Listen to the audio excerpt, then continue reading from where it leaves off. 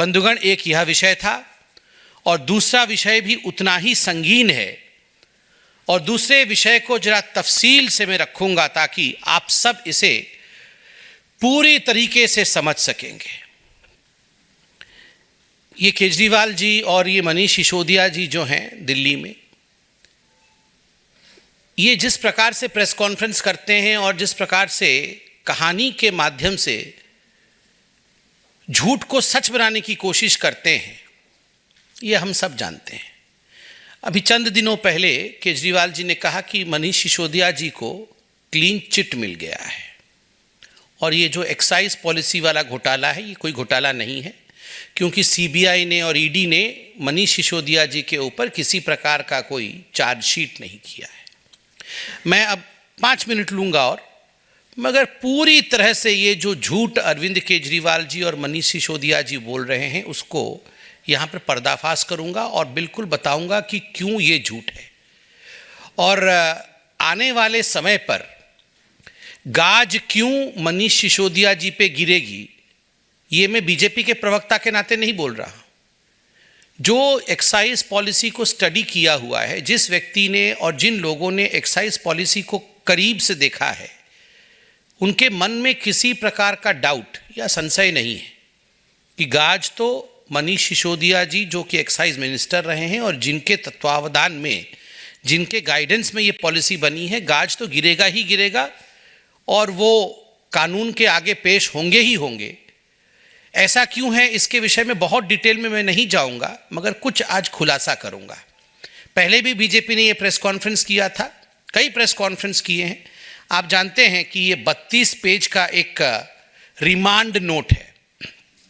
ये जो 32 पेज का रिमांड नोट है, ये आज से कुछ दिनों पहले, 3-4 दिन पहले, एक अमित अरोड़ा, आप जानते हैं ये जो पूरा का पूरा शराब घोटाला हुआ, उसमें अमित अरोड़ा एक व्यक्ति है जिसने पैसा लिया, पैसा दिया, ये सारा काम अमित अरोड़ा ने भी किया है।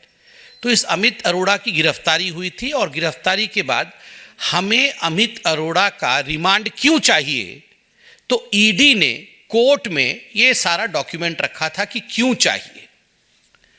तो उस डॉक्यूमेंट में जो 32 पेज का है, उसमें कुछ ऐसी बातें हैं जो ये स्पष्ट करता है कि मनीष सिसोदिया के खिलाफ जो एक्साइज पॉलिसी में इन्वेस्टिगेशन है वो ऑनगोइंग है। नंबर 1, वो चल रहा है, समाप्त नहीं हुआ है। नंबर 2, वो संगीन है, जो आरोप उसमें हैं वो बहुत ही संगीन है और इतने सारे तार आके मनीष सिसोदिया के साथ जुड़ रहे हैं कि ये पूरा का पूरा इन्वेस्टिगेशन करके एक होलसम, मतलब एक पूरा डॉक्यूमेंट मनीष सिसोदिया पे फुल प्रूफ तरीके से तैयार करने के लिए थोड़ा वक्त तो लगेगा, मगर वो फुल प्रूफ होगा। अभी सीबीआई ने और ईडी ने जो चार्जशीट दाखिल किया वो उन लोगों के खिलाफ था जो लोग गिरफ्तार थे या जिनको रिमांड में लेना था। जैसे कि किसको कस्टडी में रखा हुआ है, इनकी कस्टडी एक्सटेंड करनी है तो एक टाइम लिमिट होता है, उसके अंदर आपको चार्जशीट फाइल करना पड़ता है, तभी आप उनको ज़्यादा दिन रख के और पूछताछ कर सकते हैं। तो इसलिए ये कुछ लोगों के खिलाफ 5-6 लोग जो गिरफ्तार थे, जो अंदर थे, जिनमें विजय नायर मनीष सिसोदिया का राइट हैंड है, अरविंद केजरीवाल जी के दोस्त हैं और ऑफिशियल बंगलों में, ये जो विजय नायर है ये ऑफिशियल बंगलों में मिनिस्टर, कैबिनेट मिनिस्टर के बंगलों में रहते थे। आम आदमी पार्टी ने उन्हें कैबिनेट मिनिस्टर का बंगलो भी दिया हुआ था, तो उसमें रहते थे।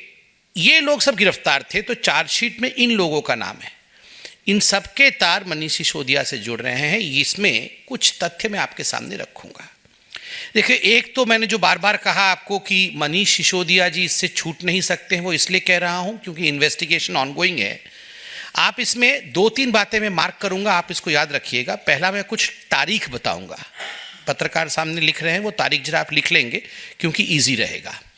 इसमें लिखा हुआ है कि an FIR number so and so dated 17/8/2022 was registered by CBI ACB new Delhi against Shri Manish Sisodia. तो मनीष सिसोदिया जी का नाम पहली बार आता है कि 17 अगस्त 2022 को मनीष सिसोदिया के नाम पे एक FIR दर्ज हुआ और ये CBI और ACB न्यू दिल्ली ने किया है। नंबर इत्यादि दिया हुआ है, मैं डिटेल में नहीं जाता हूँ। पहली बार मनीष सिसोदिया का नाम डेट याद रखिएगा क्योंकि कुछ खुलासा हम करने वाले हैं 17 तारीख को। उसके बाद आप देखिएगा दूसरे पन्ने पे फिर से मनीष सिसोदिया जी का नाम आता है और 4th पैराग्राफ में कोर्ट में सबमिट किया हुआ रिमांड कहती है कि द ओएम मतलब office memo, the OM discloses that Shri Manish Sisodia, Deputy Chief Minister GNCTD of Delhi, Shri Arva Gopi Krishnan, then Commissioner Excise GNCTD Delhi, and Shri Anand Tiwari, then Deputy Commissioner Delhi, Shri Pankaj Bhatnagar, Assistant Commissioner of Delhi, were instrumental in recommending and taking decisions pertaining to excise policy for the year 21-22 without approval of competent authority with an intention to extend undue favors to licensees।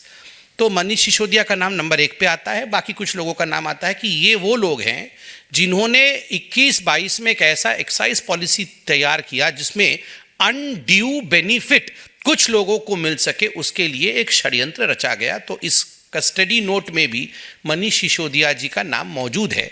2 तारीख फिर आप याद रखेंगे इसमें। एक तारीख है 20/7/2022 जब Shri Vinay Kumar Saxena honourable lieutenant governor Delhi के, उन्होंने इसको फ्लैग ऑफ किया था और एक लेटर लिखा था कि इस पर केस होना चाहिए। और 22/7/2022 2 दिन के बाद इस पे FIR रजिस्टर किया गया, अर्थात ये जो पूरे मामले पर FIR रजिस्टर करने का काम पहली बार 22/7/2022 को हुआ।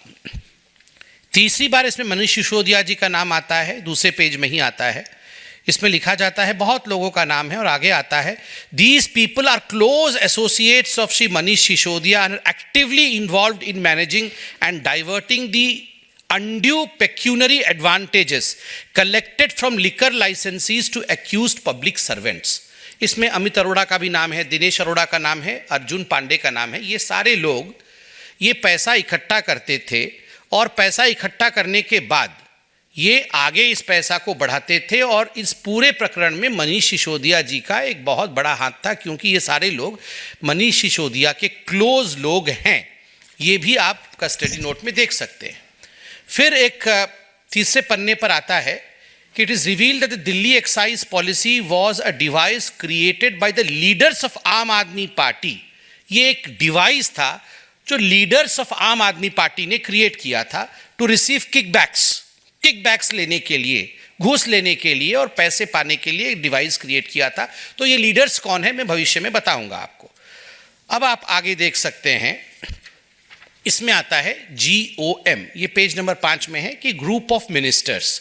तो ग्रुप ऑफ मिनिस्टर्स जिसके अंतर्गत ये पूरी एक्साइज पॉलिसी बनी was headed by whom, Manish Sisodia. तो ये पूरा जो ग्रुप ऑफ मिनिस्टर्स है जिसके अंतर्गत ये सब कुछ हो रहा था, तो उसके हेड मनीष सिसोदिया है। तो स्वाभाविक है जब गलती आप करते हैं तो आपका जो हेड होता है, जिसके निर्देश पाकर आप गलती करते हैं, तो हेड के ऊपर ये सारा विषय जाता है। तो मनीष सिसोदिया जी का नाम दोबारा आता है GOM के माध्यम से। कई जगह इसी प्रकार आप देख सकते हैं, मैं आपका समय नहीं लूंगा क्योंकि विषय पे आना है मुझे। कई जगह और GOM और मनीष सिसोदिया का नाम पेज नंबर 10 पे भी आता है कि GOM went against the suggestions of the expert committee and the public comments. तो एक्सपर्ट कमेटी के खिलाफ में गया और पैसा पाने के उद्देश्य से मैलाफाइड इंटेंशन के माध्यम से मनीष सिसोदिया ने काम किया। यहां भी मनीष सिसोदिया जी का नाम आता है।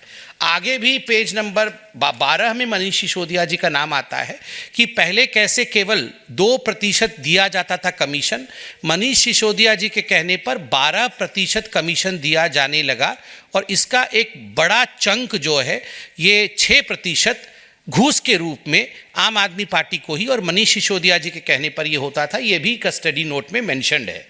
तो कहने का तात्पर्य है कि कस्टडी नोट में ये सारी चीज़ें मेंशन है और कैसे उसके कारण 2873 करोड़ रुपया का नुकसान हुआ, यह भी मेंशन है। ये सारे प्रेस कॉन्फ्रेंसेस हमने किए हैं, इसलिए मैं डिटेल में नहीं जा रहा हूं। अब मैं आपको एक टाइमलाइन बताऊंगा और उसके बाद कुछ दिखाऊंगा जिसको देखने के बाद आपको बड़ा आश्चर्य होगा कि क्या किया मनीष सिसोदिया ने।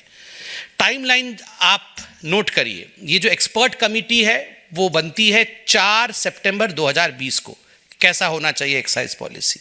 उसके बाद ये एक्साइज पॉलिसी जो थी उन्होंने रिपोर्ट अपना सबमिट किया 13 अक्टूबर 2020 को। ये रवि धवन जी की एक्सपर्ट कमेटी थी। फिर 31 दिसंबर 2020 को ये पूरा रिपोर्ट एक्सपर्ट कमेटी की पब्लिक के सामने प्लेस होती है कि पब्लिक अपना कमेंट दे वेबसाइट पे। फिर 5 फरवरी 2021 को ये सारे जो कमेंट्स पब्लिक से आए थे ये काउंसिल ऑफ मिनिस्टर्स के सामने, दिल्ली के मंत्रियों के सामने ये रखा जाता है। फिर उसी दिन 5 फरवरी 2021 को एक गवर्नमेंट GOM, ये ग्रुप ऑफ मिनिस्टर्स जिसको मनीष सिसोदिया हेड करते हैं, वो बनाया जाता है। और 22 मार्च 2021 को ये GOM मनीष सिसोदिया जी रिपोर्ट सबमिट करते हैं। और 22 मार्च 2021 को ही मनीष सिसोदिया जी ये सारा विषय कि हमारी ये रिपोर्ट है ये काउंसिल ऑफ मिनिस्टर्स को भी रखते हैं। 5 जुलाई 2021 को ये पूरा का पूरा जो फाइनल पॉलिसी मनीष सिसोदिया बनाते हैं वो उसे अपलोड करते हैं वेबसाइट के ऊपर। मगर अभी जो कस्टडी नोट है उसमें बताया गया है, मैं दोबारा नहीं बताऊंगा क्योंकि पहले बीजेपी ने इस पर प्रेस कॉन्फ्रेंस की कि 5 जुलाई 2021 को तो मनीष सिसोदिया जी अपलोड करते हैं, मगर 31 मई 2021 को 2 महीने पहले उसे लीक भी कर देते हैं। और इस कस्टडी नोट में उन 5 लोगों का नाम है जिनको मनीष सिसोदिया जी की तरफ से ये सारे लीक करके पहले ही एक्साइज नोट भेज दिया गया था, मैं वो भी आपको दिखा दूंगा। और फिर फाइनली ये जो एक्साइज पॉलिसी इंप्लीमेंट होता है 17 नवंबर 2021 को, 17 नवंबर 2021। और उसके बाद VK सक्सेना साहब जो हमारे LG हैं दिल्ली के, वो 20 जुलाई 2022 को फ्लैग ऑफ करते हैं कि इसमें गड़बड़ी है भैया, जांच करिए। तो 17 नवंबर 2021 को ये इंप्लीमेंट होता है और 20 जुलाई 2022 को ये फ्लैग ऑफ होता है सक्सेना जी द्वारा। और पहला FIR जैसे मैंने बताया 22 जुलाई 2022 को होता है। और मनीष सिसोदिया जी के खिलाफ पहला FIR 17 अगस्त 2022 को होता है। ये FIR CBI द्वारा होती है 17 अगस्त 2022 को। और एक्साइज पॉलिसी 31 जुलाई 2022 को वापस लिया जाता है। अब ये टाइमलाइन मैंने बताया, अब आप असली मुद्दे पर आइए। आप देखिएगा कस्टडी नोट में एक पैरा 2.6 है जिसमें large scale destruction of digital evidence, जिसके विषय में हमने पहले बताया था, मगर हमने कहा था कि डिटेल आपको बाद में बताएंगे, कैसे मोबाइल फ़ोन डिस्ट्रॉय किए गए। लगभग 170 मोबाइल फ़ोन डिस्ट्रॉय किया गया, ये हमने बताया था पहले आपको। ये 170 मोबाइल फ़ोन किसके थे? 36 ऐसे लोग थे जो एक्यूज थे, जिसमें मनीष सिसोदिया भी। तो 36 लोगों ने 170 मोबाइल फ़ोन डिस्ट्रॉय किया, जो कि लगभग 1.4 करोड़ रुपए के मोबाइल फ़ोन थे। खैर ये सब विषय हमने बताया है। तो जो 36 लोग थे उसमें मनीष सिसोदिया जो एक्साइज मिनिस्टर थे उनका भी मोबाइल फ़ोन डिस्ट्रॉय हुआ है। अब टाइमलाइन आपको याद है। अब मैं आपको इंटरेस्टिंग खुलासा करने वाला हूँ। आप लोग इसे दिखाइएगा मत, मैं दूर से एक झपकी दिखाऊंगा क्योंकि मोबाइल फ़ोन नंबर इसमें लिखा हुआ है सिसोदिया जी को, जो हम नहीं चाहते हैं पब्लिक हो, क्योंकि मोबाइल फ़ोन जो नंबर्स ये प्राइवेट होते हैं। अब मैं कुछ आपको सनसनीखेज खुलासे करूँगा। मनीष सिसोदिया जी, इनका मोबाइल नंबर 96501010XX। मैं लास्ट के 2 डिजिट XX कर दूंगा ताकि ये प्राइवेसी को हम बचा सके। ये हमने मीडिया से ही सीखा है, धन्यवाद। 96501010XX ये मोबाइल नंबर मतलब मनीष सिसोदिया जी के पास था। और आपको जान के आश्चर्य होगा, मोबाइल नंबर वही है मगर 7 बार इंस्ट्रूमेंट बदल दिया गया। 7 टाइम्स उसी मोबाइल नंबर पे इंस्ट्रूमेंट बदला गया। कब कब बदला गया? आप देखिए, मैंने आपको कहा कि जो पहला FIR था इस विषय में वो 22/7/2022 को हुआ। तो 22/7/2022 को जैसे ही FIR हुआ, तुरंत मनीष सिसोदिया जी ने अपना मोबाइल सेट बदला और मोबाइल सेट का जो IMEI नंबर होता है वो नंबर भी बदल गया और वो नया नंबर आया 358592371023 ये जो आपको पता होगा IMEI नंबर होता है हैंडसेट का, जो अब हर हैंडसेट का अलग अलग होता है। ये हैंडसेट है तो इसका एक अलग IMEI नंबर होगा। तो मनीष सिसोदिया जी ने वो बदल दिया उसी दिन जिस दिन पहला FIR हुआ। अब आप देखिए, मैंने कहा था कि मनीष सिसोदिया जी के खिलाफ 17 अगस्त 2022 को पहली बार एफआईआर हुआ, वो भी सीबीआई द्वारा हुआ। तो आप देख सकते हैं कि मनीष सिसोदिया जी ने उसके ठीक 3 दिन के बाद 17 को हुआ, तो 20 तारीख को उन्होंने 4 बार मोबाइल हैंडसेट बदले।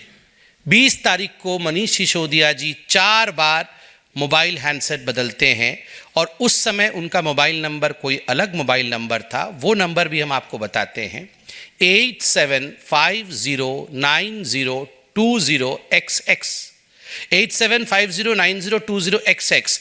इस मोबाइल नंबर को 3 बार, और एक चौथा मोबाइल नंबर है 84478080XX, इस मोबाइल नंबर को 1 बार। तो आप देख सकते हैं हैंडसेट 4 बार एक ही दिन में चेंज किया गया। आम आदमी पार्टी, आप और मैं, ये सब हम आम आदमी बैठे हुए हैं। मैं पूछना चाहता हूं, कौन सा आम आदमी दिन में 4-4, 5-5 बार मोबाइल बदलता है? कौन सा व्यक्ति 5 बार दिन में, 4 बार दिन में अपना हैंडसेट बदल देता है? आप बताइए, ये क्या आवश्यकता थी कि मनीष सिसोदिया जी को एक ही दिन में, उनके ऊपर एफआईआर होने के बाद एक ही दिन में 4 बार हैंडसेट बदलना पड़ा? मैं बताता हूं। अगर मालूम पड़ेगा कि आपके खिलाफ एफआईआर हुआ है और आप पकड़े गए हैं, तो आप तुरंत क्या करेंगे? आप फोन उठाएंगे और फोन करेंगे, केजरीवाल जी अब मैं पकड़ा गया हूं, अब मुझे क्या करना है, ये ऐसा। तो केजरीवाल जी उनको कहेंगे कि ऐसा ऐसा करो, डिजिटल प्रिंट मिटाओ और ये सारी चीज़ें ठीक करो। तो ये चीज़ें किसी के संज्ञान में नहीं आना चाहिए। तो एक मोबाइल फ़ोन बदल दिया गया, क्योंकि वो जरूर केजरीवाल जी से ही बात किया होगा। दूसरा, उन्होंने फ़ोन किया होगा विजय नायर जी को कि विजय नायर यार तुमने ठीक से काम नहीं किया, ये सारी बातें पब्लिक डोमेन में कैसे आ गई, अब कैसे करना होगा, कौन कौन सी चीज़ें मुझे बदलनी होगी, क्या ठीक करना होगा। तो विजय नायर ने बदला होगा, सर आप घबराओ मत, हम लोग सब काम पे लग गए हैं, हम सब डिजिटल इम्प्रिंट मिटाने में लगे हुए हैं।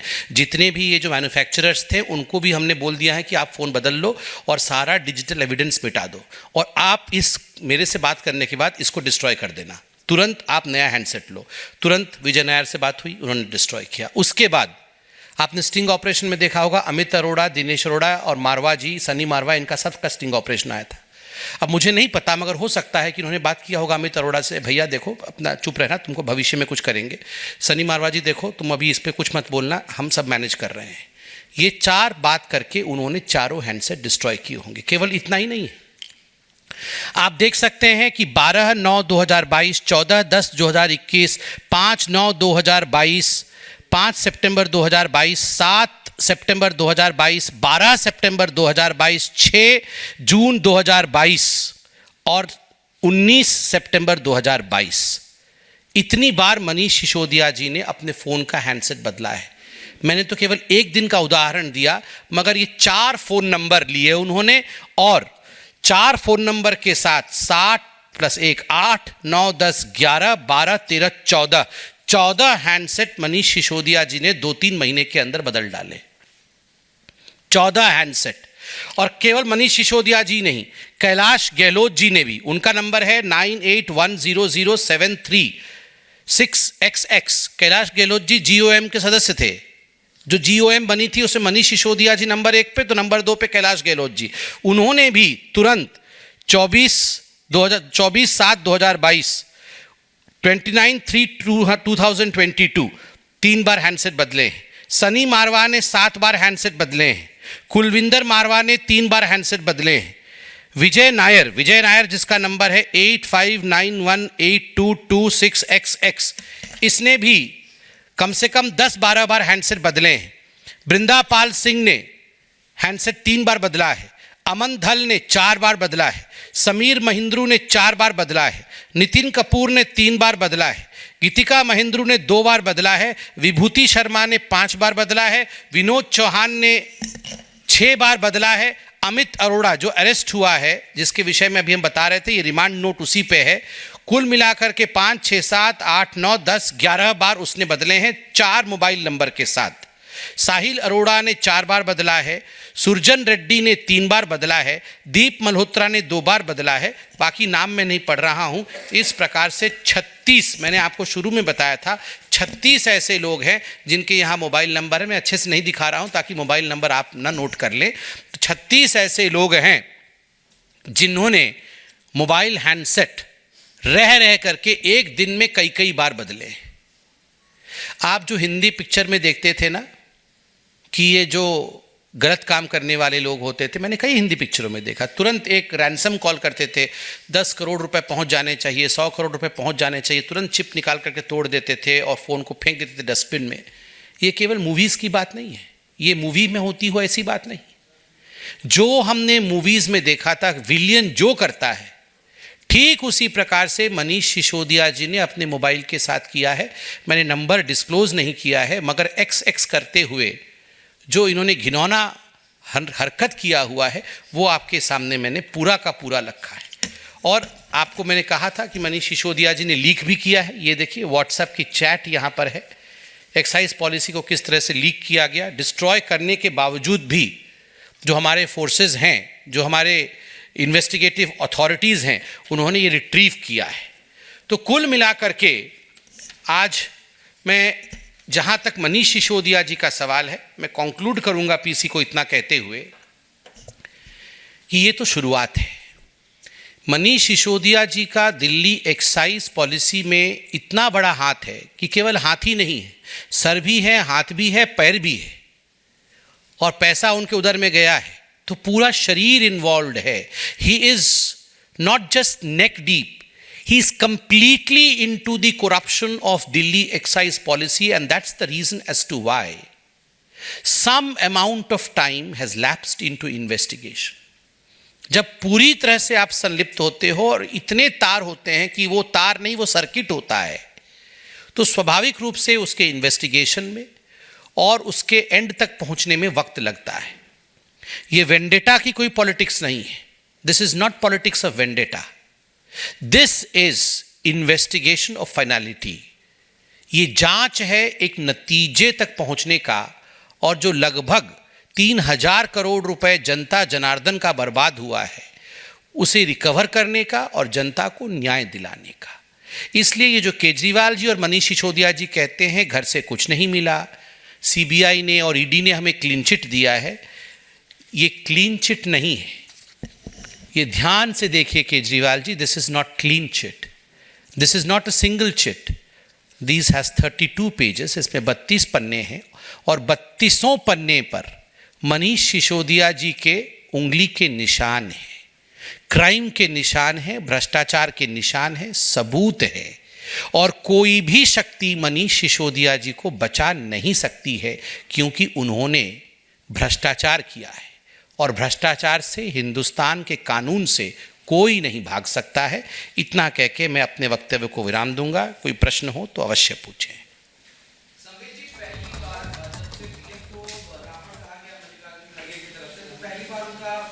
तो संबित पात्रा ने शराब घोटाले को लेकर फिर मनीष सिसोदिया पर निशाना साधा।